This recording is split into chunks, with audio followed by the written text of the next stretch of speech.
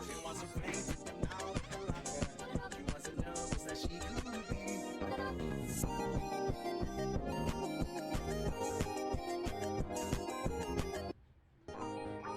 ayan nga guys, pagkatapos ko mag-tiktok na mga yan guys, pagkatapos ko rin maghugas ng plato guys, ayan, pinunasan ko yung bintana guys, hindi para maglinis guys, pinunasan ko para malinaw yung camera guys, kasi papakita ko sa inyo kung paano ko nagkakaroon ng tubig yan guys.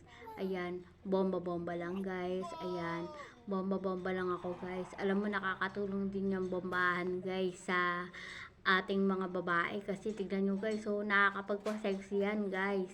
Yan ang ginagawa ko guys para sumexy ako, kasi nung Pasko guys, ako'y sagsag talaga sa kain ng mga matatamis na pampataba talaga, kaya guys, tignan nyo itsura ko, ang taba.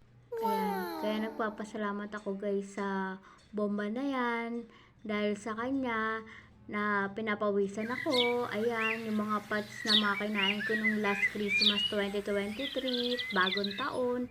Ayan, yan dyan ko sa binabagsak ngayon sa bombahan. Bomba lang ng bomba guys.